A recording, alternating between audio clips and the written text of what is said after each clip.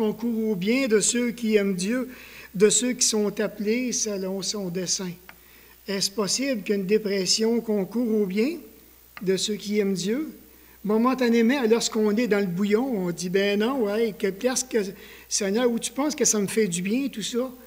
Mais c'est bien plus par après, lorsque la tempête se calme tranquillement, lorsque les émotions rebaissent, que là, maintenant, on commence à percevoir différentes choses. Le pourquoi, maintenant, que c'est arrivé, et là, on commence à comprendre aussi le bien que c'est en train de nous faire. Donc, la dernière fois, le dernier message que j'avais apporté, c'était sur la fidélité de Dieu, et je vous partageais dans quelles circonstances que Dieu avait manifesté sa fidélité. Et je me rappelle que je vous avais parlé donc de ces points ici au niveau de la présomption, la présomption de Senchérib. Alors, il y avait un plan qui était établi, puis il voulait vraiment s'emparer de Jérusalem, mais Dieu avait d'autres plans pour lui aussi. Il y avait d'autres plans. Et de voir que la fidélité de Dieu n'a jamais manqué, elle n'a jamais fait défaut, et de voir que Senchérib, étant tellement certain qu'il était pour prendre possession de Jérusalem, s'est vu retourner chez lui, et ses deux fils l'ont assassiné. On a aussi la présomption de Pierre, quelqu'un qui se pense vraiment certain, au-dessus de toute chose. On en a justement parlé hier au matin, dans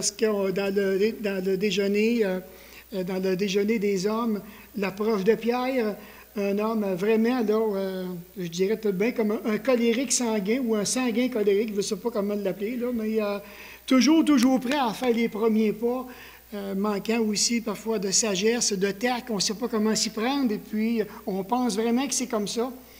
Et de voir qu'il a repris le Seigneur à maintes reprises, mais le Seigneur lui a dit, Pierre, petite surprise pour toi, ça ne marche pas de même.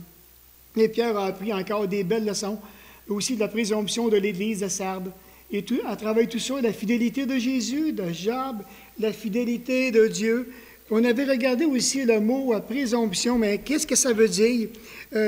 Qui présume trop de soi. Quelqu'un, par exemple, qui est vraiment présomptueux, qui est excessif, satisfait de ses mérites. Une personne, on dit même que c'est une personne vaniteuse, que le dictionnaire, le petit Robert, décrit. Infecté aussi, je pense, là, maniéré, qui dénote de la présomption. On parle de quelqu'un, dans le fond, qui est imbu de lui-même. Et ça, on a vraiment à regarder, parce que lorsqu'on regarde cette terminologie-là, on dit, mais peut-il arriver dans certains domaines de ma vie, là où que je pourrais être imbu de moi-même, me pensant vraiment certain, et pendant le temps qu'au fond, j'exerce personnellement une présomption. Alors, on a besoin de s'examiner attentivement, et on a des beaux exemples qui sont écrits dans la parole, puis de ne pas imiter au moins les exemples qui nous pousseraient à être présomptueux. On va se courber dans un mot de prière, si vous permettez. Alors, encore une fois, Père Céleste, combien que nous voulons venir devant toi, afin que tu puisses prendre cet enseignement ce matin et que tu puisses l'apporter dans le cœur de tes enfants. Seigneur, merci pour ces points qui m'ont fait réfléchir cette semaine. Lorsque j'ai regardé, j'ai médité, puis il y en a encore il y a un point particulier auquel je n'ai aucune réponse. Mais je m'en remets totalement à ta sagesse, à ton omniscience, à ton omnipotence. Et merci encore pour la personne que tu es. Alors, Seigneur, bénis ta parole en nos cœurs et permets à travers tout ça, mais que nos cœurs puissent être portés à te louer, à t'élever, à te craindre, à te respecter, à t'aimer. Au nom de Jésus, amen. Alors maintenant, c'est bien entendu, bien que la vérité, je ne sais pas si vous trouvez ça difficile, mais on dit que bien que la vérité soit souvent difficile à admettre, le Seigneur veille à ce que même les mauvaises actions concourent à notre bien. Est-ce possible qu'il y ait des mauvaises actions qui concourent à notre bien? Qui parmi nous un jour n'a pas passé par des injustices?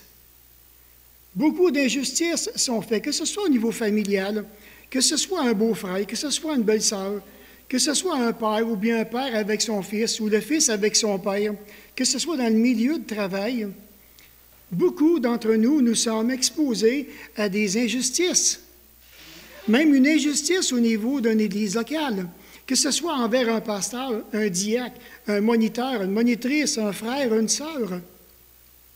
Comment maintenant qu'on va gérer cette injustice-là, quand nous savons très bien que c'est injuste? J'ai pensé aussi au World Trade Center à New York, lorsque maintenant, en 2000... Aidez-moi. 2011? 2001. Lorsqu'en 2001, que ça a été, que les avions sont rentrés dedans, alors on dit, mon ami, il y avait des familles qui avaient des chrétiens là-dedans. Comment maintenant qu'on va dealer avec ça? Puis pourquoi maintenant que toutes ces choses sont arrivées? Est-ce vraiment juste? Est-ce vraiment injuste, tout ce qui arrive? J'ai pensé aussi à Nabuchodonosor, un homme imbibé justement d'orgueil qui a fait fi complètement du message que Daniel lui a partagé dans Daniel 4. Et de voir que lui-même, en se pétant les bretelles, Nabuchodonosor, que c'était lui qui l'avait construit, et de voir qu'à partir de ce moment-là, l'Éternel lui a appris toute une leçon d'humilité. Pensons maintenant à travers, on n'était pas là, mais on a entendu parler d'Hitler, de Saddam Hussein, des hommes des puissants dictateurs qui sont arrivés, qui ont tué des millions de personnes. Pas des milliers, des millions de personnes. Alors on regarde tout ça, ces dictateurs-là qui ont exercé un pouvoir tellement grand, tellement immense, et là on se demande, mais où est Dieu à travers tout ça? Que fait Dieu dans le ciel quand il voit ça? À quoi Dieu pense-t-il? On pourrait penser à l'Antichrist qui vient bientôt, l'Antichrist qui va venir dans le monde, et tous les massacres qu'il va faire. Où est Dieu? Où est Dieu? Est-ce que je connais le Dieu des Écritures? On dit que ce sont des chemins, ce sont des canaux moins évidents et moins agréables de la bénédiction divine sur laquelle Paul semble insister lorsqu'il dit ces choses, parmi toutes les choses qui sont tout sauf bonnes en soi. Alors Dieu a dit, oui, que toute chose concourt à notre bien, même les mauvaises choses. Parfois, quand on est pris dedans, on dit, ben voyons, c'est impossible qu'une mauvaise chose puisse contribuer à mon bien. Sur le plan humain, je ne le vois pas. Mais vu d'un autre angle, oui, beaucoup de choses que nous faisons, que ce soit en pleine lumière, ou bien que ce soit maintenant caché. Combien de ces choses qu'on a faites qui sont sans valeur et qui sont complètement inutiles, là maintenant où nous nous sommes mis les deux pieds bien à la bonne place. Là on dit, mais comment que j'ai fait pour me mettre dans une telle situation? Qu'est-ce qui m'a manqué? Qu'est-ce que je n'ai pas réfléchi? Mais Dieu dit, ça va concourir à ton bien pareil. Dieu est souverain, il est au-dessus de tout ça, là. Il savait qu'est-ce qu'on était pour faire. Il savait qu'est-ce qu'on était pour décider. Il y a un plan. Il veut nous conduire directement à ce plan-là. Dieu, dans son omniscience, dans son infinie sagesse, fera concourir à notre bien, même les pires choses que nous jugeons qui sont inutiles. Vu de notre point de vue à nous, on peut les évaluer vraiment comme étant inutiles, mais il va le faire. Bien entendu que dans l'épreuve, on ne voit pas grand-chose dans l'épreuve. Parce que nous sommes dans la souffrance. Et lorsque nous sommes dans la souffrance, on n'est pas capable de voir, mais quel est le plan de Dieu? Qu'est-ce qu'il a préparé pour moi? Et maintenant, soit que je persévère, ou maintenant que je me relâche. Et à ce moment-là, mais si je me relâche, je vais manquer beaucoup. Et si je continue, que je persévère, que je lui suis fidèle, que j'attends son temps à lui, qui va me faire connaître. Je pensais à l'histoire de Moïse. Tantôt, on va regarder des passages. Prenez juste l'histoire de Moïse, qui est avec le peuple d'Israël. Et de voir maintenant tout ce peuple qui ont vécu dans l'esclavage, dans une dure servitude. Et là, tu te dis, mais pourquoi que c'est arrivé? Pourquoi qu'Israël ne l'ont pas eu facile? Pensez à leurs épreuves dans le désert. Et là, maintenant, tu t'embarques dans le désert et les épreuves viennent constamment et tu te dis, ça va-tu arrêter à un moment donné? Ça va-tu arrêter? Et de voir que là où ce qui était, à Kadès-Barnéa, aller jusqu'à Israël, il y avait 11 jours de marche en principe, que Deutéronome nous dit. Et à partir de là, maintenant, Dieu les a fait errer pendant 40 ans dans le désert. C'est du sérieux. C'est vraiment du sérieux. Et pourquoi? Parce que le peuple avait besoin d'être corrigé. Le peuple avait besoin d'être purifié avant d'entrer dans le pays promis. Et de voir qu'à travers ce cheminement-là, le peuple démontre vraiment le cœur lorsqu'ils arrivent au mont Sinaï. C'est là maintenant que l'endurcissement a commencé. C'est là qu'ils sont devenus de plus en plus rebelles et de plus en plus incrédules vis-à-vis de ce que Dieu demandait. Mais quand tu regardes un petit peu plus loin dans l'histoire, au fur et à mesure que tu lis l'Ancien Testament et que tu regardes tout ce qui se passe dans le pays d'Israël, il y a du travail à faire là. Dieu les envoie dans un pays où coule le lait et le miel, mais ce que les peuples font en Israël, Dieu maintenant dit, je vais préparer ce peuple-là pour aller remplacer l'autre peuple. Il va y avoir du ménage à faire. Il va y avoir beaucoup de responsabilités à accomplir. Mais est-ce qu'Israël a compris ces choses-là? Est-ce qu'ils ont compris le travail que Dieu était en train de faire dans leur cœur pendant 40 ans dans le désert? Ils cherchaient à les bénir. Qu'est-ce que Dieu voulait? C'était simplement leur bien. Il voulait les former pour le travail qui les attendait en Israël. Eux autres, ils ne savaient pas qu'est-ce qui se passait en Israël. Mais l'Éternel était en train de les préparer. Alors, pensez maintenant, quand on regarde à cette génération-là, et de voir maintenant que 2 personnes ont passé le test. Josué et Caleb. Qui sont les autres? Où sont-ils? Tous ceux qui ont fait preuve d'arrogance, de révolte, d'incrédulité, où sont-ils? Mais croyons-le ou non, ils sont tous morts là, dans le désert. Alors Dieu se sert de la souffrance. Dieu se sert aussi de la tentation. Dieu va se servir du péché pour faire concourir toute chose à notre bien.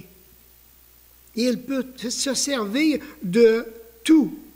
Effectivement, Dieu se sert du mal. On comprend qu'il n'est pas la source du mal. Ça, Jacques est très clair dessus. Mais il va se servir de la souffrance, et toujours dans le seul but de nous faire du bien.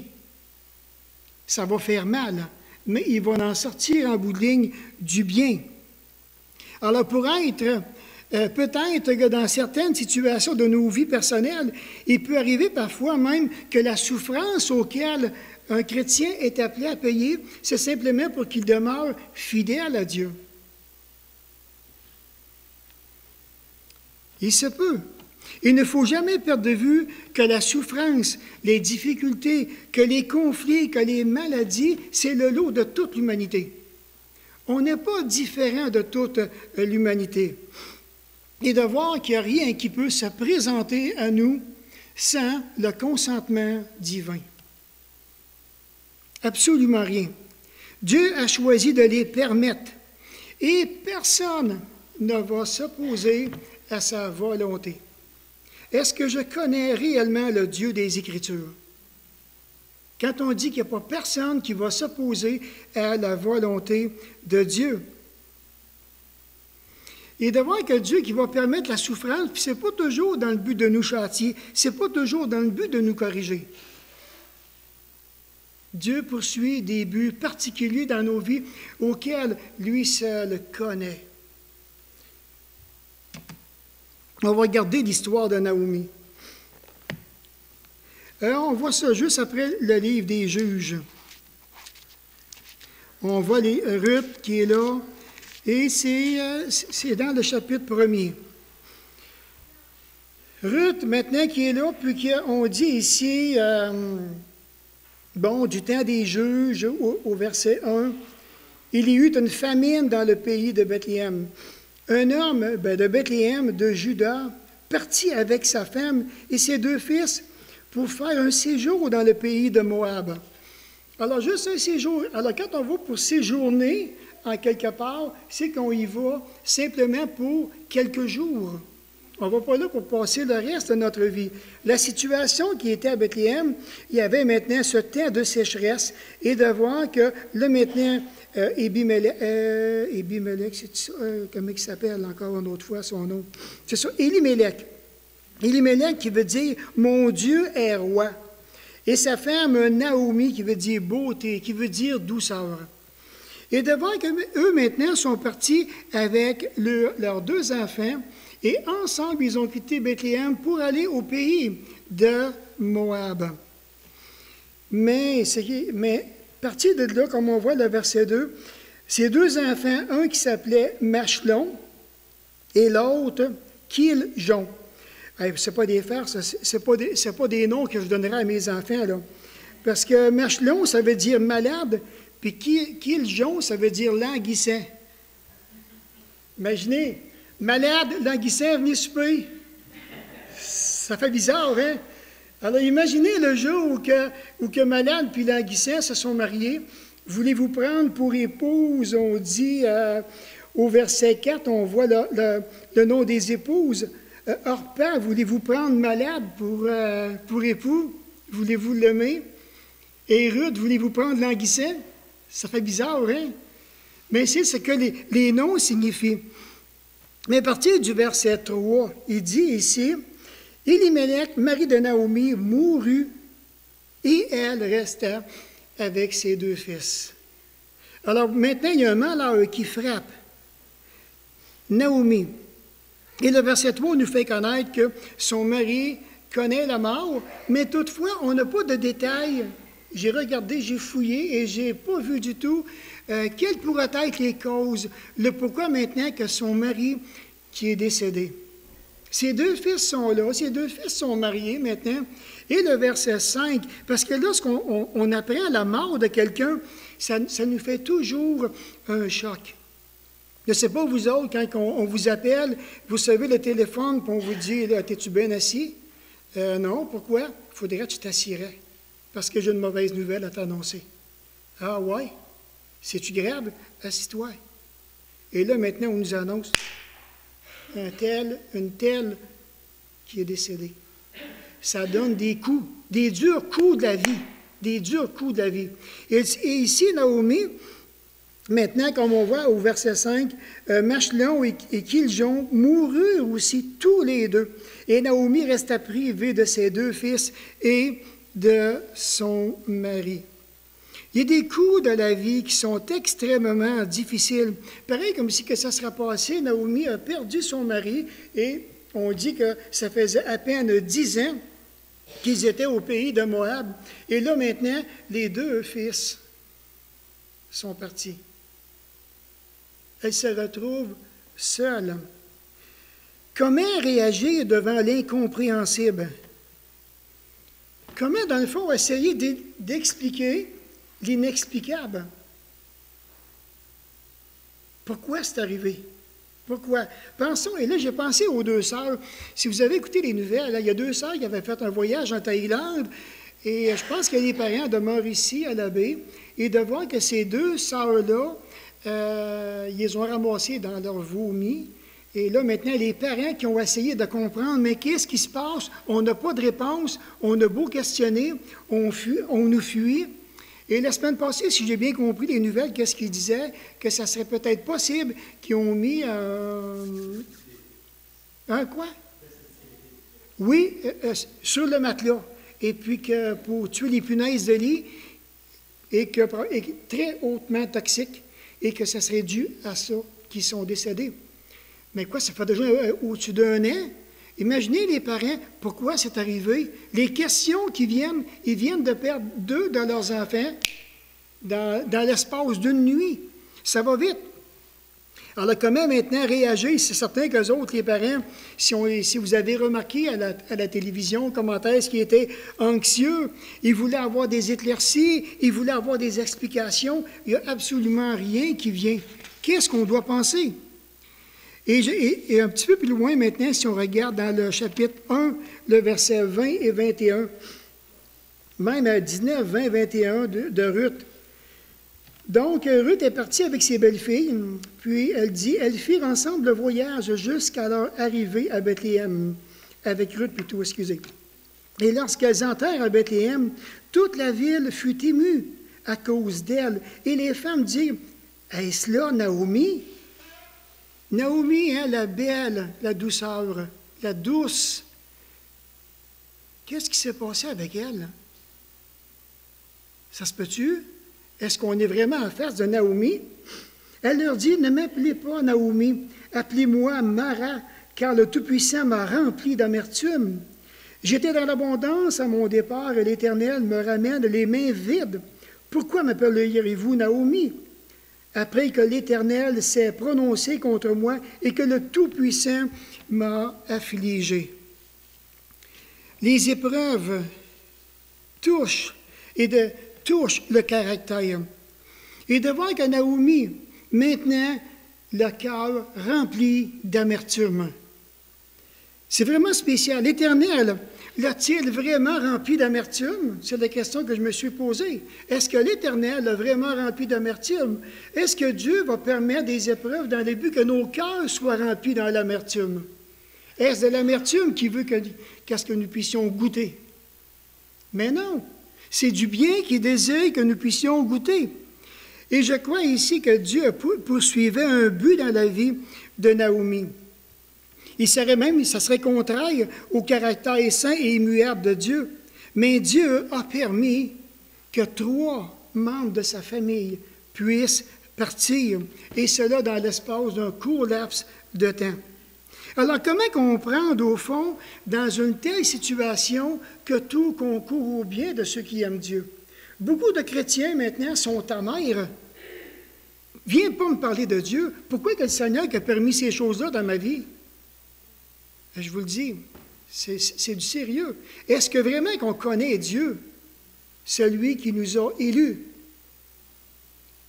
Qu'est-ce que je pense de lui à travers tout ça? Et de voir que Naomi, tout de suite, c'est le Tout-Puissant, c'est lui. C'est de sa faute à lui. Imaginez. C'est facile d'accuser Dieu. C'est bien facile. On peut comprendre qu'il l'a permis, mais ce n'est pas lui qui l'a fait. Il l'a permis. Continuer à vivre la vie sans aucune explication satisfaisante. C'est tellement difficile pour beaucoup de personnes. Parce que beaucoup de personnes dans la nature humaine, on aimerait comprendre pourquoi c'est arrivé. Quelles étaient les intentions de Dieu? Était-ce vraiment nécessaire la perte de son mari? Était-ce vraiment nécessaire la perte de ses 2 fils? Était-ce vraiment nécessaire? Je ne peux pas expliquer. Impossible. Si on regarde maintenant l'histoire de Job, juste pour faire un court rappel, parce que je sais qu'on en a parlé, on en entend parler abondamment de Job, de ses épreuves, de tout ce qu'il a vécu, là, lui aussi. Mais dans les versets 13 à 20, alors maintenant, le chapitre maintenant donne une foule d'événements, une foule d'explications qui se produisent les uns après les autres. Et de voir à travers tout ça maintenant, quand on regarde l'histoire de Job, un homme qui avait appris à vivre selon le cœur que Dieu lui avait donné, à vivre dans l'intégrité, et de voir que Job, sans savoir que son intégrité était mise en jeu ici, il y a des spectateurs à travers tout ça. Job savait qu'il avait un cœur intègre. Ses compagnons savaient que Job avait un cœur intègre. Son épouse savait aussi que Job avait un cœur intègre. Dieu le savait, Satan le savait aussi, qu'il avait un cœur intègre. Et dans les versets 13 à 20, il dit un jour que les fils et les filles de Job mangeaient et buvaient du vin dans la maison de leur frère aîné. il arriva auprès de Job un messager qui dit, « Les bœufs labouraient et les ânesses paissaient à côté d'eux. Les Sabéens se sont jetés dessus, les ont enlevés et ont passé les serviteurs au fil de l'épée. Je me suis échappé, moi seul, pour t'en apporter la nouvelle. » Il parlait encore lorsqu'un autre vint et dit, « Le feu de Dieu est tombé du ciel et a embrasé les brebis et les serviteurs et les a consumés. Et je me suis échappé, moi seul, pour t'en apporter la nouvelle. » Il parlait encore lorsqu'un autre vint et dit, « Les Chaldéens formés en 3 bandes se sont jetés sur les chameaux au fil de l'épée. » Plutôt, les ont enlevés et les ont passés au fil de l'épée. Les serviteurs, voyons. Ils ont passé les serviteurs au fil de l'épée. Et je me suis échappé, moi seul, pour t'en apporter la nouvelle. Il parlait encore lorsqu'un autre vint et dit, « Tes fils et tes filles mangeaient et buvaient du vin dans la maison de leur frère aîné. Et voici, un grand vent est venu de l'autre côté du désert et a frappé contre les 4 coins de la maison. Elle s'est écroulée sous les jeunes gens et ils sont morts. Et je me suis échappé, moi seul, pour t'en apporter la nouvelle. » Alors Job se leva, déchira son manteau, se rasa la tête, et puis, se jetant par terre, il se prosternait et dit, « Je suis sorti nu du sein de ma mère, et nu je retournerai dans le sein de la terre. L'Éternel a donné, et l'Éternel a ôté. Que le nom de l'Éternel soit béni. » Et c'est un passage, puis je me suis posé la question à savoir si Job comprenait réellement qu'est-ce qu'il était en train de dire ici. L'Éternel a ôté, Dieu a donné, maintenant l'Éternel reprend tout. Est-ce que c'était quelque chose qui était dans le cœur de Job superficiellement ou bien vraiment il le croyait du plus profond du cœur? Alors lorsque je me suis arrêté à ce passage, je me suis dit, mais quand je regarde un petit peu plus bas dans le chapitre 2 et le verset 10, « Mais Job répondit, « Tu parles comme une femme insensée. Quoi, ne recevrions-nous de Dieu le bien et ne recevrions-nous pas aussi le mal? » Et c'est faux, là, parce que Dieu n'est pas tenté par le mal. Il ne tente lui-même personne par le mal. Alors, dans la compréhension de Job, Job semble tout attribuer ça à l'Éternel. Encore là, c'est lui le coupable. Je cherche un coupable dans ma vie, là, c'est lui, le Dieu Tout-Puissant, qui a permis tout ce qui m'arrive. Alors, la question revient encore, comment comprendre que ça va concourir à son bien? J'ai réfléchi sur l'histoire de Job. Comment comprendre ça, Seigneur? Comment Dieu peut-il faire pour donner le consentement de telles décisions accompagnées de nombreuses souffrances, de beaucoup de déchirements qui peut arriver? Comment que Dieu peut faire pour donner le OK? Je ne peux pas répondre à la question. J'ai resté avec des gros points d'interrogation cette semaine, puis je disais, bien, il faudrait que je rentrerais dans ton cœur, il faudrait que je verrais tes plans. Puis encore, je ne sais pas si je serais d'accord personnellement. Je m'entends pas le savoir. C'est vraiment dans le cœur même de Dieu. Il y a aussi donc l'histoire de Judas. Si on prend, Judas, c'est la tribu de Judas. Si on prend dans Jérémie, Jérémie a eu un ministère, je dirais, je pense, un des ministères vraiment difficiles auprès du peuple juif, un ministère, on dit, vraiment déprimant. Et de voir à partir le verset 2, chapitre 2, le verset 12 et 13, par exemple, chapitre 2, 12 et 13, quand il dit « Cieux, soyez étonnés de cela, frémissez d'épouvante et d'honneur, dit l'Éternel, car mon peuple a commis un double péché. Ils m'ont abandonné, moi qui suis une source d'eau vive, pour se creuser des citernes crevassées qui ne tiennent pas l'eau. » Au même chapitre, regardez le verset 16 et 17. « Même les enfants de Nob et de Tachpanès te briseront le sommet de la tête. Cela ne t'arrivera pas parce que tu as abandonné l'Éternel. » Non, ton Dieu, lorsqu'il te dirigeait dans la bonne voie. C'est intéressant de voir que Dieu veut notre bien. Dieu désire toujours, même si on a fait une application personnelle, nous diriger dans la bonne voie. Et tout comme Israël, il y a des gens qui vont se retirer de la façon dont Dieu va désirer nous conduire. Si on prend le verset 19 aussi, il dit « Ta méchanceté te châtiera et ton infidélité te punira. Tu sauras et tu verras que c'est une chose mauvaise et amère d'abandonner l'Éternel, ton Dieu, et de n'avoir de moi aucune crainte, dit l'Éternel, dit le Seigneur, l'Éternel des armées. » Et là, le Seigneur est en train de vraiment mettre de plus en plus des punchs. Tu vas voir que c'est amer. C'est difficile de m'abandonner. Vous allez payer le prix. Et on voit aussi comment est-ce qu'Israël a payé le prix. Regardez verset 29. « Pourquoi contesteriez-vous avec moi? Vous m'avez tous été infidèles, dit l'Éternel. » C'est quelque chose, là. « En vain ai-je frappé vos enfants. Ils n'ont pas eu égard à la correction. Votre glaive a dévoré vos prophètes comme un lion destructeur. Hommes de cette génération, considérez, regardez ce qu'il disait même du temps de Jérémie, considérez la parole de l'Éternel.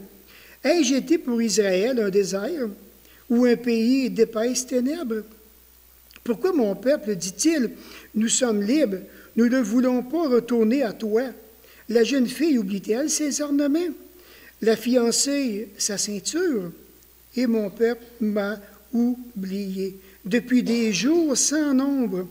Et là, il dit, comme tu es habile dans tes voies pour chercher ce que tu aimes, c'est même un crime que tu les exerces. Chapitre 3, le verset 12 et 13. Alors, le ministère encore de Jérémie va écrire ces paroles vers le septentrion et dit, « Reviens, infidèle Israël, dit l'Éternel, je ne jetterai pas sur vous un regard sévère, car je suis miséricordieux, dit l'Éternel, je ne garde pas ma colère toujours. Reconnais seulement ton iniquité.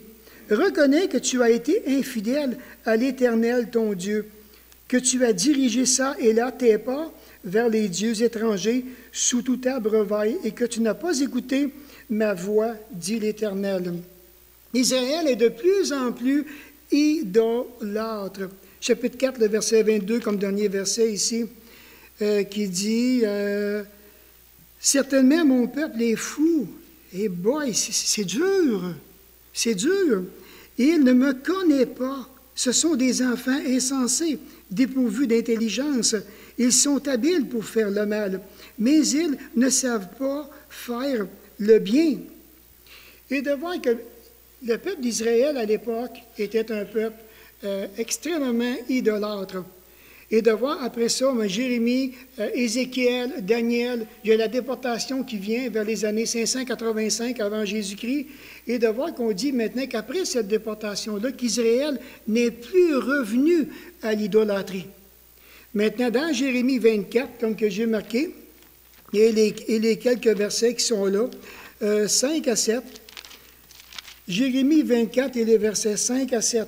« Ainsi par l'Éternel, le Dieu d'Israël, comme tu distingues ces bonnes figues, ainsi je distinguerai pour leur être favorable les captifs de Juda que j'ai envoyés de ce lieu vers le pays des Chaldéens.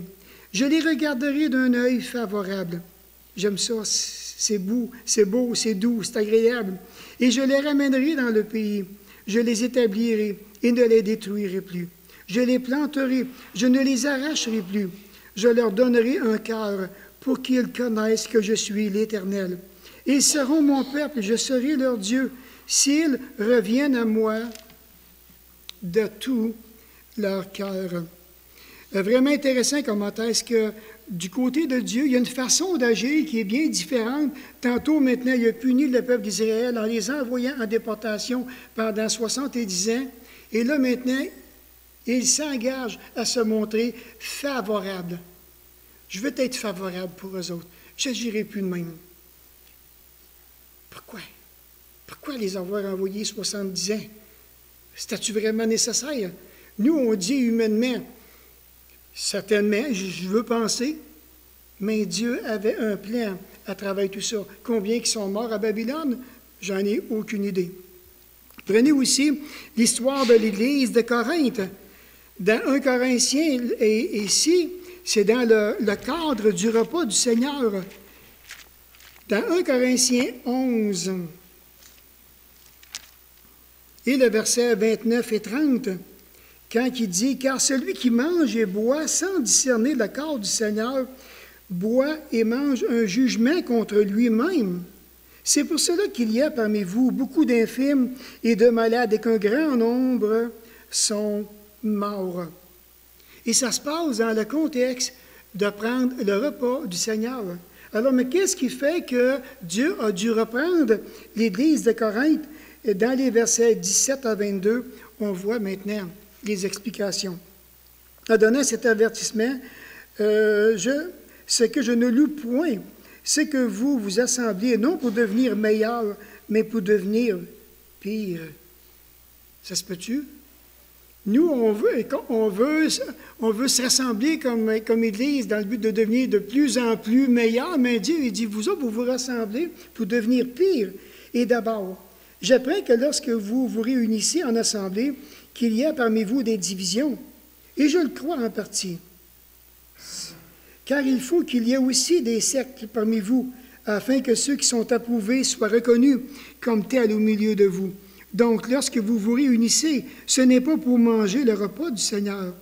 Car quand on se met à table, chacun commence par prendre son propre repas, et l'un a faim tandis que l'autre est ivre.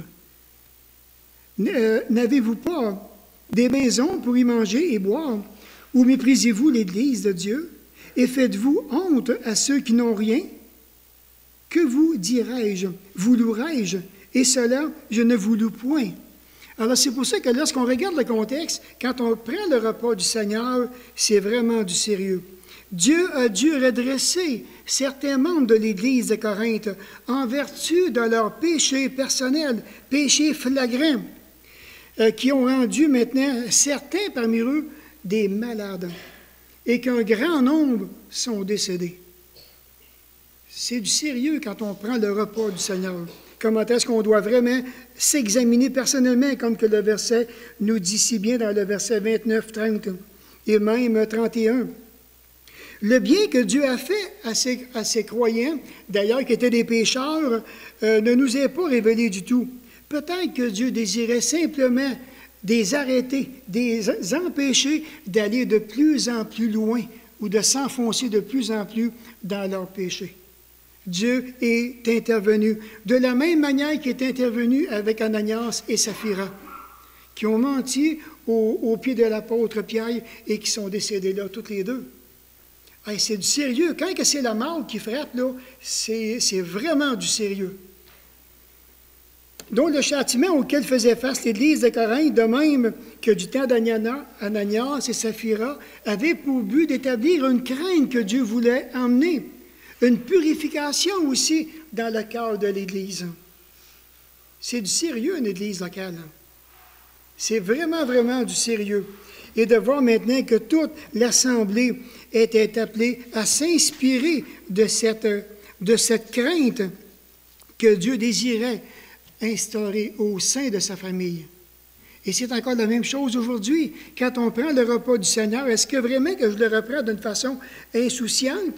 Ou bien maintenant je le prends par habitude, sans m'examiner, sans m'évaluer, sans entrer en moi-même, sans regarder les conséquences auxquelles je pourrais faire face personnellement? Oh, c'est du sérieux. C'est du sérieux. Quand on prend le repas du Seigneur, j'ai besoin de m'évaluer, j'ai besoin d'entrer en moi-même, parce que c'est devant le Seigneur que je m'examine. Et si je ne le fais pas consciencieusement devant lui, il va me reprendre. Je vais le mériter. Puis ça va concourir à mon bien. Peut-être que je n'aimerais pas ça, mais ça va concourir à mon bien. Dernière histoire, l'histoire de Joseph. On dit que cette histoire est un classique des souffrances injustes qui est arrivé, que Dieu emploie pour le plus grand bien, et de voir maintenant non seulement de la part de celui qui les a subis, mais encore de toute sa famille qui constituait le peuple de Dieu de l'époque. Dans Genèse 50, et comme vous savez un petit peu tout, hein, Joseph qui avait reçu les révélations de Dieu, et de voir qu'à travers tout ça, mais ses frères étaient jaloux de Joseph. Maintenant, ils ont menti en disant à leur père qu'il avait été détruit. Pendant le temps, eux qui avaient pris Joseph, qui l'avaient jeté dans une citerne, pris de culpabilité, vont sortir maintenant Joseph de la citerne. On va s'en débarrasser, on va l'envoyer en Égypte, on ne veut plus lui voir la face. C'est le chouchou de père, on en a assez des chouchous. Alors, c'est intéressant de voir comment est-ce qui est arrivé, puis rendu maintenant en Égypte, il a été vendu, et de voir que Potiphar l'a pris sous son aile, et de même que la femme de Potiphar qui a voulu encore l'accuser en gardant sa tunique, voilà ce que ton Hébreu a fait, tu sais, regarde, c'est ça, ton esclave que tu as emmené ici, il a voulu se jouer de moi. Et de voir que Potiphar le prend, puis il l'envoie en prison. Ça a duré des années de temps en prison. Pendant le temps, il n'avait rien fait pour aller en prison. C'est juste ou injuste? C'est très injuste. Et là, on dit, que fait Dieu? Comment ça se fait? Pourquoi? Qu'est-ce qui se passe? Vendu par ses frères en esclaves, jeté en prison, accusé injustement. Mais s'il n'avait pas été en prison, il n'y a jamais personne qui aurait pu interpréter les rêves que Pharaon a eus. Jamais personne n'aurait pu interpréter ces rêves-là. Et de voir que Joseph a donné l'explication, il a donné maintenant qu'il y avait une grosse famine qui s'en venait, et de voir que Dieu s'est servi de ce serviteur qui était là, en prison. Il en a fait le bras droit de Pharaon, et de voir que Dieu s'est servi de lui pour sauver non pas un, mais deux peuples de la famine, l'Égypte et Israël. C'est intéressant la façon dont Dieu a tout planifié, mais pendant ces années-là que tu es en prison, ça concourt à ton bien. Qu'est-ce qui se passe? Seigneur, m'as-tu oublié? Quand que ça va venir? Quand qu'on va pouvoir reprendre la vie? À cause d'un plan infaillible et souverain de Dieu, Dieu a sauvé beaucoup, beaucoup de gens. Joseph en a compris la merveilleuse leçon. Il a compris des années plus tard le pourquoi que Dieu avait permis qu'il se retrouve en prison. Si on prend dans Genèse 50, regardez maintenant dans les versets 15 à 20, il dit, quand les frères de Joseph virent que leur père était mort, ils dirent, si Joseph nous prenait en haine et nous rendait tout le mal que nous lui avons fait. Et ils firent dire à Joseph, ton père a donné cet ordre avant de mourir. Vous parlerez ainsi à Joseph, oh, pardonne le crime de tes frères et leur péché, car ils t'ont fait du mal. Pardonne maintenant le péché des serviteurs du Dieu de ton père. Joseph pleura en entendant ces paroles. Ses frères vinrent eux-mêmes se prosterner devant lui et lui dirent, nous sommes tes serviteurs. Et Joseph leur dit, soyez sans crainte. Suis-je à la place de Dieu? Quelle bonne question, hein? Vous aviez médité de me faire du mal, et Dieu l'a changé en bien pour accomplir ce qui arrive aujourd'hui, pour sauver la vie à un peuple nombreux. Suis-je à la place de Dieu? Toute une question. Voilà le pourquoi que je ne peux pas expliquer l'inexplicable. Je ne peux pas l'expliquer du tout. En terminant, juste avec j'en fais une application avec ce dernier passage. Probablement qu'il y a beaucoup de frères et de sœurs qui nous feront un grand mal dans notre vie. Sur le moment, on ne comprendra peut-être pas nécessairement toutes les implications, mais si nous persévérons dans le plan de Dieu, peut-être Dieu nous fera-t-il comprendre le pourquoi que toutes ces choses-là, que tout ce qui est permis dans notre vie. Puis peut-être qu'on ne comprendra jamais. Et ça, il ne faut pas en vouloir à Dieu. On n'est pas à la place de Dieu. Il agit d'une façon droite, juste, pure, sainte. Il désire notre bien. et on doit l'accepter. C'est le plus difficile, je pense, dans la vie chrétienne. Avancer quand tu ne comprends pas, avoir des réponses quand tu ne peux pas en avoir, quand il n'y a pas personne qui peut te donner une réponse convenable, parce qu'elle est dans le cœur de Dieu. Il n'y a pas personne qui est Dieu ici. Je ne le suis pas, moi non plus. C'est tellement une belle question qui pose. Suis-je à la place de Dieu? Puis je ne voudrais pas l'être non plus. Alors, si jamais des fois qu'il vient, quand nous arriver des choses qui dépassent tout notre entendement, je vous dirais, restons loin de la révolte, restons loin de l'amertume. Souvenons-nous que Dieu veut agir envers nous d'une façon favorable. Il veut manifester sa miséricorde, sa grâce. Il désire nous faire du bien. Puis ça, je vous dis vraiment ça par la foi. Parce qu'il y a des choses que je ne comprends pas, qui m'est arrivé dans ma vie personnelle. Puis je dis, OK, Seigneur, regarde, j'arrête tout questionnement, j'arrête cela, tu veux me faire du bien.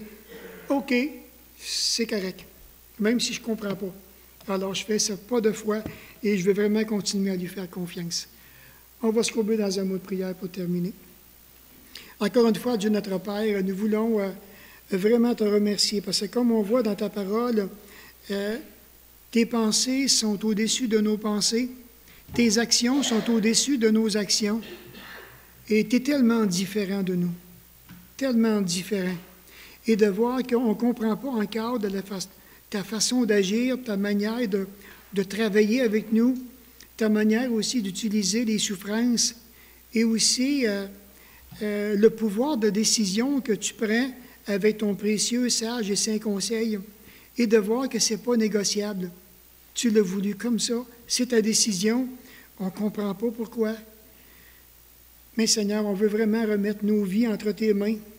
Et donne-nous ce cœur tendre à ton égard, même malgré la dureté de la vie, la dureté de l'amertume, la dureté des souffrances, des déchirements auxquels nous pouvons faire face. Donne-nous encore, mon Père, un cœur pour t'aimer par-dessus tout cela. Au nom de Christ, Amen.